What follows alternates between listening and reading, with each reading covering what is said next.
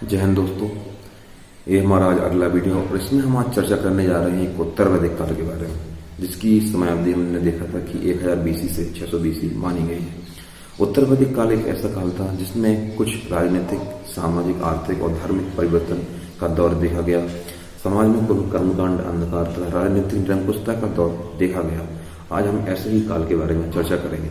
जैसा हमने देखा था कि ऋग्वैदिक काल में समाज बहुत ही सभ्य और महिलाओं की स्थिति बेहतर थी। राजा एक निरंकुश न होकर प्रजा कल्याण तथा हित कल्याण के लिए, जनता के हित के कल्याण के लिए कार्य करता था। ऐसा ही हम आज देखेंगे कि उत्तर वैदिक काल में परिवर्तन का दौर देखा गया। साथ ही साथ समाज में कुछ कर्मकांड और अंधकार रूपी कुरीतियां प्राप्त होती गईं। इन सभी के बारे में हम आज चर्चा करेंगे, किस तरीके से समाज में परिवर्तन देखा गया। बात करें इस परिवर्तन के पीछे मुख्य कारण क्या रहा होगा। जैसे हम जानते हैं 1000 BC में लगभग लोहे की खोज होती है। लोहे की खोज से अच्छे अच्छे औजार बनाए जाते हैं, जैसे कि काठक संहिता में 24 बैलों का प्रमाण मिलता है। धीरे धीरे कृषि उत्पादन बहुत ज्यादा बढ़ता जाता है। कृषि उत्पादन बढ़ने से कृषि अवशेष बढ़ता है। कृषि अवशेष बढ़ने से लोगों के पास आय आती है। लोगों के पास आय आने से राजा की स्रोत बढ़ती है। राजा की आय का स्रोत बढ़ता है। राजा जो कर ऋग्वैदिक काल में आरोपित करता था, बलि नामक कर, वो पहले स्वेच्छा से दिया करते थे, लेकिन उत्तर वैदिक काल में लोगों के पास अवशेष और आय अधिक हो जाती है तो वो नियमित कर दिया जाता है, जिसके कारण राजा की आय का स्रोत बढ़ जाता है तथा राजा के पास आर्थिक समृद्धि का भंडार हो जाता है। और राजा अपनी शक्ति का प्रदर्शन करने के लिए विभिन्न यज्ञ, हवन, कर्म कांड के माध्यम से अपनी शक्ति का विस्तार करता है और निरंकुशता की ओर बढ़ता जाता है और उसका पद वंशानुगत होता जाता है। इन सभी परिवर्तनों को आज हम देखेंगे। सबसे पहले हम बात करें यदि राजनीतिक स्थिति के बारे में। यदि हम राजनीतिक स्थिति की बात करें सबसे पहले तो हमने देखा ऋग्वैदिक काल में किस तरीके से राजा एक निरंकुश नहीं था, ना उसका पद वंशानुगत था तथा उसका मुख्य कार्य था प्रजा का कल्याण करना, उनके आपसी मतभेदों को सुलझाना तथा उनको आसानी से सुनना तथा अपने प्रशासनिक कार्य को आसानी से चलाने के लिए कुछ लोगों की जो सभा और समितियां थी उनके माध्यम से प्रशासन को सुचारू रूप से चलाना। साथ ही साथ कुछ अधिकारी वर्ग उनकी बातों को भी सुनना तथा उनके सबके मत के आधार पर अपने प्रशासन को बेहतर तरीके से सुचारू रूप से चलाना। लेकिन उत्तर वैदिक काल में राजनीतिक स्थिति में एक परिवर्तन का दौर देखा गया। जैसे जैसे राजा की शक्ति में विस्तार हुआ, राजा निरंकुशता की ओर बढ़ा और राजा का जो पद था वो वंशानुगत होता गया। जैसे ही राजा की शक्ति में विस्तार होता है तो सभा और समिति का हस्तक्षेप प्रशासनिक कार्य में कम करता जाता है और अधिकारी वर्ग भी उसकी प्रशासनिक कार्य में कम हस्तक्षेप कर देते हैं। धीरे धीरे राजा एक निरंकुशता की ओर बढ़ता जाता है और अपनी शक्ति प्रदर्शन के लिए प्रजा कल्याण के हित को भूल जाता है और धीरे धीरे निरंकुशता और वंशानुगत राजा की स्थिति को खराब करती जाती है और समाज में एक कुरीतियां और आपसी मतभेद को बढ़ावा मिलता जाता है। ये बात करते हैं और सीधे इसमें जो महिलाओं की स्थिति वो भी बेहतर उनको देखने को नहीं मिलती है। इसको हम सामाजिक संरचना के माध्यम से पढ़ेंगे। और हम बात करते हैं सामाजिक संरचना के बारे में।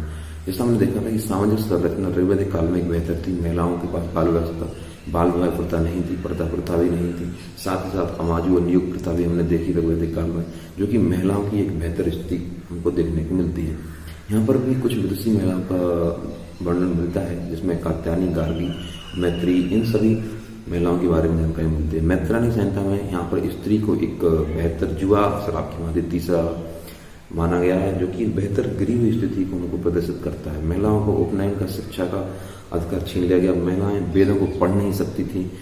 सभा समिति की जो शक्ति थी उसको सीमित कर दिया गया। साथ ही साथ राजा एक निरंकुशता की ओर बढ़ता गया। ये सभी चीजें सामाजिक स्थिति में परिवर्तन का दौर देखा गया। साथ ही साथ जो वर्ण व्यवस्था देखी थी हमने, वर्ण व्यवस्था पहले ऋग्वैदिक काल में कर्म पर आधारित थी, लेकिन उत्तर वैदिक काल में एक ऐसा दौर आया जिसमें वर्ण व्यवस्था कर्म पर आधारित न होकर जन्म पर आधारित हो गई। ये सबसे बड़ी कुरीति और बुराई हमारे सामने व्याप्त हो गई, जो कि आज वर्तमान युग में हम देखने को मिलती है कि जो जैसे कोई व्यक्ति अच्छा कार्य कर रहा है फिर भी अगर वो जन्म से किसी निचले वर्ण में जन्म लेता है तो उसको उसका कष्ट भोगना पड़ता है। ये सब चीजें आज भी व्याप्त हैं हमारे समाज में, कुरीतियां और बुराइयां व्याप्त हैं। इसी व्यवस्था को धीरे धीरे उत्तर वैदिक काल में बढ़ावा मिला और समाज में एक अंधकार और कुरीतियां देखने को हमको मिलती हैं। साथ ही साथ एक आश्रम व्यवस्था का यहाँ पर उद्भव हुआ, जैसे कि इसमें 4 व्यवस्थाएं आश्रम व्यवस्था में देखी। सबसे पहले हम बात करें ब्रह्मचर्य, जो कि 0 से 25 वर्ष माना गया। उसके बाद हम बात करें गृहस्थ 25 से 50। उसके बाद हम बात करें वानप्रस्थ 50 से 75 और उसके बाद संन्यास 75 से 100, जिसमें गृहस्थ जीवन को सबसे बेहतर और सबसे अच्छा माना गया, क्योंकि इसमें बात कही गई कि गृहस्थ जीवन में व्यक्ति अपने पिता का पितृ ऋण से मुक्त हो सकता है और साथ ही साथ अपने जीवन को और समाज को कुछ अच्छाइयाँ प्रदान कर सकता है। इसलिए गृहस्थ जीवन को सबसे बेहतर माना गया। ऐसी ही कुछ बुराइयां समाज में व्यतीत होती गई और समाज एक अंधकार की ओर देखने को हमको मिलता है। ये बात हो जाती है। और महिलाओं की स्थिति लगातार गिरती गई। महिलाओं को यह गवन, उपनयन, शिक्षा, संस्कार, ये सभी में महिलाओं की स्थिति को धीरे धीरे कम कर दिया गया। महिला अपने पति के साथ ना तो यह गवन में भाग ले सकती थी पहले, जबकि ऋग्वेदिक काल में ये सब चीजें लागू थी।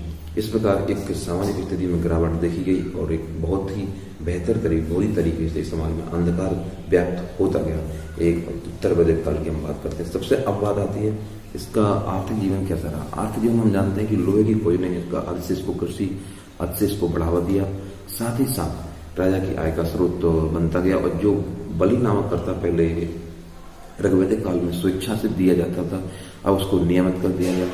राजा अपनी शक्ति प्रदर्शन करने के लिए विभिन्न कर्मकांड यज्ञ हवन में विलीन होता गया। साथ ही साथ प्रजा कल्याण के हित का ध्यान राजा की ओर नहीं गया। इसके लिए उसने बहुत सारे यज्ञ हवन का कार्य किया करता था, जैसे कि अश्वमेध यज्ञ, वाजपेयी यज्ञ, और साथ ही साथ एक और यज्ञ हमको मिलता है अश्वमेध यज्ञ, वाजपेयी राजस्व यज्ञ। अश्वमेध यज्ञ की बात करें तो राज्य विस्तार का ये प्रतीक होता था। इसके साथ ही वाजपेयी यज्ञ की बात करें तो शक्ति प्रदर्शन का एक प्रतीक होता था। उसके बाद हम बात करें एक राष्ट्रीय यज्ञ, जो राजा की प्रतिष्ठा और सम्मान का द्योतक होता था। इन सभी यज्ञों हवनों के माध्यम से राजा एक कर्मकांड और बलि, इन सभी चीजों के माध्यम से एक निरंकुशता की ओर बढ़ता गया और राजा का पद वंशानुगत होता गया। इसमें कुछ विवाह भी हमको देखने को मिलते हैं, जैसे कि एक अनुलोम एक प्रतिलोम विवाह देखने को मिलता है। अनुलोम विवाह अर्थात उस विवाह को कहते हैं जिसमें कि लड़का है ना वो उच्च वर्ण का होगा और उसकी जो शादी होगी लड़की से वो निम्न वर्ण की कन्या होगी। इनसे उत्पन्न संतान को बेहतर माना गया, इस विवाह को श्रेष्ठ माना गया। इसके विपरीत एक प्रतिलोम विवाह देखा है जिसमें लड़की उच्च वर्ण की, साथ ही लड़का निम्न वर्ण का माना गया। इस विवाह को बेहतर नहीं माना गया तथा इसकी जो उत्पत्ति संतान की होती है उसको भी बेहतर नहीं माना गया। इस प्रकार ये सभी कर्मकांड और अंधकार रूपी सभी बुराइयां विद्यमान इस समाज में होती गई, जो कि आज भी हमारे समाज को ग्रसित किए हुए हैं। इस सभी बुराइयों के साथ ही समाज में आपसी मतभेद, लड़ाइयां और बुराइयां बढ़ती गई और इन सब के आगामी क्रम में इस अंधकार को उजाला देने के स्वरूप में कुछ क्रांति का दौर देखा गया, जिसको हम धार्मिक क्रांति के अध्याय के रूप में आगे पढ़ेंगे। इसमें हम बौद्ध धर्म और जैन धर्म के बारे में पढ़ेंगे, अर्थात एक ऐसा धर्म जिसने इस समाज में जो धर्म के प्रति कर्मकांड और लोगों के मन में अंधकार रूपी बीज का रोपण कर दिया था, उसके प्रति उसके खिलाफ एक उजाला रूपी बीज का कैसे तरीके से प्रसार होगा, इन सभी चीजों को जैन और बौद्ध धर्म के माध्यम से हम अगले अध्याय में पढ़ेंगे। साथ ही साथ उत्तर वैदिक काल में किस तरीके से समाज में बुराइयां व्याप्त की, इनको कैसे बौद्ध और जैन धर्म ने दूर किया, इन सभी चीजों को हम अगले अध्याय में पढ़ेंगे। इसके साथ ही हम अपनी वीडियो को समाप्त करते हैं और हम आगे बात करेंगे अपने बौद्ध धर्म और जैन धर्म के बारे में। थैंक यू, धन्यवाद।